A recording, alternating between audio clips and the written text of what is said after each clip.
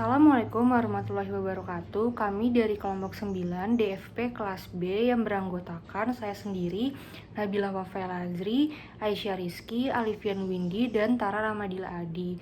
Pada kesempatan kali ini, kelompok kami akan membuat video penjelasan mengenai e-commerce. Beberapa bahasan yang akan kami bahas pada video ini adalah yang pertama, pengertian e-commerce, yang kedua, jenis-jenis e-commerce menurut interaksinya, yang ketiga, jenis-jenis e-commerce menurut konten, barang atau jasa yang disediakan, yang keempat, membahas salah satu e-commerce unik di Indonesia, yaitu kami membahas tentang tiket.com. Yang kelima, kami akan membahas tentang e-payment yang diterapkan pada e-commerce tiket.com. Bahasan yang pertama yaitu adalah pengertian dari e-commerce, di mana e-commerce atau perdagangan elektronik adalah kegiatan jual beli barang atau jasa atau transmisi dana atau data melalui jaringan elektronik, terutama internet. Kini e-commerce telah mengalami berbagai macam perkembangan, mulai dari fungsi sampai jenis-jenis e-commerce yang berbagai macam. Selanjutnya, saya akan menjelaskan tentang jenis-jenis e-commerce. Jenis yang pertama adalah business to business atau disebut dengan B2B. B2B e-commerce meliputi semua transaksi elektronik barang atau jasa yang dilakukan antar perusahaan. Umumnya e-commerce dengan jenis ini dilakukan dengan menggunakan EDI atau Electronic Data Interchange dan email dalam proses pembelian barang dan jasa, informasi dan konsultasi, atau pengiriman dan permintaan proposal bisnis. Contoh website e-commerce B2B adalah Bizi dan Rawali. Jenis yang kedua adalah business to consumer atau B2C. B2C adalah jenis e-commerce antara perusahaan dan konsumen akhir.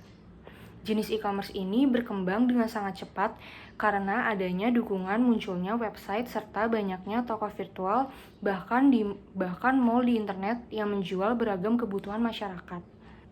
Beberapa website di Indonesia yang menerapkan e-commerce tipe ini adalah Bineka, Beribenka, dan Tiket.com. Jenis yang ketiga adalah consumer to consumer atau disebut dengan C2C. C2C merupakan jenis e-commerce yang meliputi semua transaksi elektronik barang atau jasa antar konsumen. Umumnya transaksi ini dilakukan melalui pihak ketiga yang menyediakan platform online untuk melakukan transaksi. Beberapa contoh penerapan C2C dalam website di Indonesia adalah Tokopedia, Bukalapak, dan Amido. Dan contoh lainnya juga adalah Belanja dan Elevenia. Jenis yang keempat yaitu adalah consumer to business atau disebut dengan C2B. C2B adalah jenis e-commerce dengan pembalikan utuh dari transaksi, pertukaran, atau jual beli barang secara tradisional. Jenis e-commerce ini sangat umum dalam proyek dengan dasar multi sumber daya. Salah satu website yang menerapkan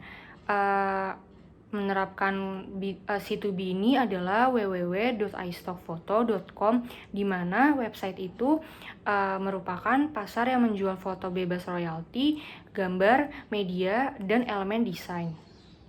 Contoh yang kelima adalah business to administration atau disebut dengan B2A, di mana B2A ini adalah jenis e-commerce yang mencakup semua transaksi yang dilakukan secara online antara perusahaan dan administrasi publik.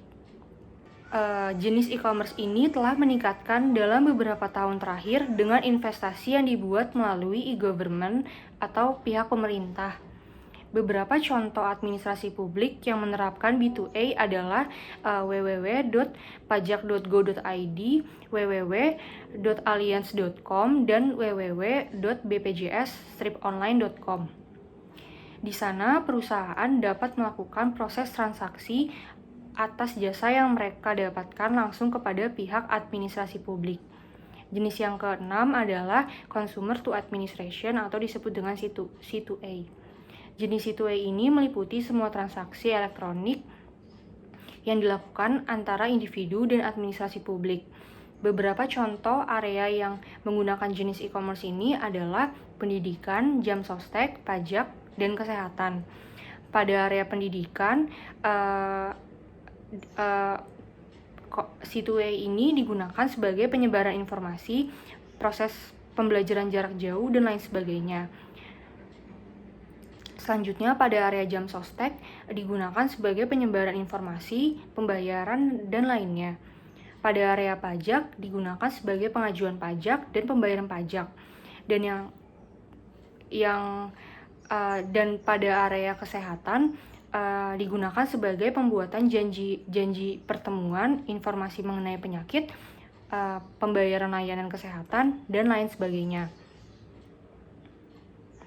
Dan tipe yang terakhir adalah online to offline atau disebut dengan O2O, di mana O2O ini merupakan jenis e-commerce yang menarik pelanggan dari saluran online untuk toko fisik. O2O ini mengidentifikasikan pelanggan di bidang online seperti email dan iklan internet, kemudian menggunakan berbagai alat dan pendekatan untuk menarik pelanggan agar meninggalkan lingkup online. Beberapa website di Indonesia yang menerapkan jenis O2O adalah Kudo dan Matahari Mall. Namun ada juga beberapa perusahaan besar yaitu seperti Uber dan Airbnb. Mereka juga menjalankan bisnis mereka dengan jenis online to offline.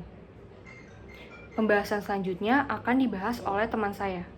Saya Aisyah Rizky Hasna Nursanti ingin menjelaskan mengenai jenis e-commerce menurut barang atau jasa yang disediakan. Yang pertama ada physical goods atau barang berwujud. Penjual online bersaing dengan penjual tradisional dengan kekuatan kompetitif utama mereka dari pembelian pada kehidupan nyata, di mana pembeli memungkinkan untuk dapat melihat dan mencoba barang. Hal tersebut mempengaruhi keputusan pembelian customer yang lebih cepat dan mempengaruhi pembelian pada e-commerce. Contoh physical goods sendiri ada pakaian, sepatu, produk kecantikan, kado, elektronik, barang olahraga, makanan dan minuman, tas dan aksesoris, serta barang lainnya. Yang kedua ada digital goods atau barang digital. Penjualan barang digital mempunyai biaya overhead yang lebih rendah karena tidak adanya biaya inventaris dan batas pengiriman. Pada penjualan barang digital, penjual mungkin menghadapi persaingan ketat dengan konten atau perangkat lunak gratis dan harus menekankan manfaat membeli barang daripada mendapatkannya secara gratis. Misalnya, saat meluncurkan sumber daya untuk berbagi gambar, pengusaha dapat bertaruh pada kualitas tinggi aset yang disediakan dan pentingnya memberi penghargaan kepada kontributor. Contoh dari digital goods sendiri ada e-books, musik dan video, fotografi, webinar, dan software games. Dan yang terakhir ada service. Sifat servis atau layanan mempengaruhi sejumlah aspek bisnis pada perusahaan. Perusahaan yang menawarkan layanan berulang dapat berhasil dengan menerapkan model berbasis langganan. Misalnya, bisnis cleaning dapat menawarkan kepada pelanggan kemungkinan untuk mengatur jadwal pembersihan rutin. Contohnya ada online training course, copywriting, beauty treatment, cleaning, travel planning, wedding planning, serta tiketing. Assalamualaikum warahmatullahi wabarakatuh. Perkenalkan, nama saya Tara Rahmadila Adi dengan NIM 18515040111139. Pada kesempatan kali ini, saya akan membahas apa itu e-payment dan bagaimana konsep pembayaran di tiket.com. Pengertian e-payment adalah sistem pembayaran yang menggunakan fasilitas internet sebagai sarana perantara. Saat ini, banyak perusahaan yang memfasilitasi pihak penjual dan pembeli dengan memberikan jaminan keamanan transaksi e-commerce. Untuk menjamin keamanan transaksi tersebut, perusahaan yang menjadi perantara akan bekerja sama dengan sejumlah lembaga perbankan untuk mulai memfasilitasi e-payment secara aman, cepat, dan praktis. Dengan menggunakan fasilitas e-payment, pihak penjual dan pihak pembeli akan mendapatkan berbagai macam manfaat seperti 1. Sistem transaksi yang mudah dan dapat dilakukan secara universal selama masih berada dalam satu wilayah negara. Yang kedua, keamanan transaksi lebih terjaga dibandingkan dengan melakukan transaksi secara cash atau secara transfer rekening pribadi. Dan yang terakhir, penggunaan waktu dan tenaga menjadi lebih simpel dan efisien. Perkenalkan, nama saya Alifian Luni Prakoso dan saya akan menjelaskan tentang e-payment yang tersedia pada tiket.com. Yang pertama adalah ada tiket points, di mana member yang sudah login dapat menggunakan tiket points-nya yang sudah didapatkan dari transaksi sebelum-sebelumnya untuk dipakai pada transaksi selanjutnya.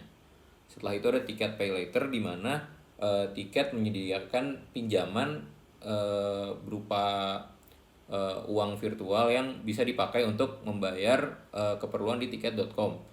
Nah, uang ini ntar harus dibayar oleh pengguna pada akhir bulan tersebut. Jadi di saat pengguna tidak ada uang, pengguna dapat membeli keperluannya di tiket tanpa harus menunggu adanya uang tersebut. Jadi mereka istilahnya meminjam dari tiket.com. Selain itu ada kartu kredit dan debit yang cukup mudah untuk dipahami, tinggal mengisi data kartunya dan melakukan verifikasi via SMS untuk memverifikasi pembayaran tersebut. Yang lainnya terdapat cicilan tanpa kartu kredit dari Kredivo dan Akulaku. Cicilan ini berfungsi seperti pinjaman juga, tapi kekurangan dari cicilan tanpa kartu kredit ini terkadang bunga yang diterapkan cukup besar, sehingga harus dipikir-pikir untuk menggunakan metode ini. Selanjutnya ada virtual account yang disediakan oleh Bank BCA, Mandiri, BNI, dan BRI. Virtual account juga cukup mudah dipahami dengan pengguna cukup mentransfer uang ke virtual account yang sudah diinformasikan dan pembayaran akan langsung diverifikasi oleh sistem elektronik dari bank. Instant payment yang disediakan terdapat GoPay, Klik BCA, Sakuku, BCA QlikPay, OctoClicks, dan Link Aja. GoPay dan Link Aja merupakan fasilitas e-wallet yang menggunakan saldo dari kedua service tersebut dan akan dikurangkan sesuai dengan pembayaran yang dibutuhkan. Sedangkan yang lainnya yaitu Klik BCA, Sakuku, dan OctoClicks menggunakan rekening bank yang tersedia dari masing-masing layanan tersebut. Dan yang lainnya terdapat ATM dan gerai retail. ATM juga cukup mudah dijelaskan dengan pengguna cukup mengunjungi ATM untuk melakukan pembayaran. Dan gerai retail terdapat dua, yaitu Alfamart dan Indomaret, di mana pengguna dapat membayar via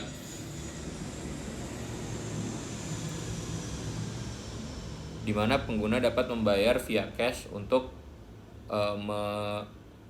melakukan pembayaran yang dibutuhkan.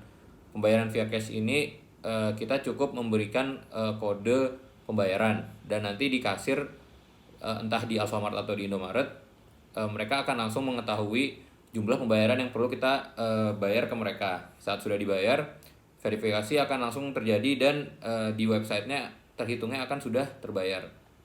Mungkin cukup sekian penjelasan tentang e-payment yang tersedia di tiket.com. Kurang lebihnya mohon maaf. Wassalamualaikum warahmatullahi wabarakatuh.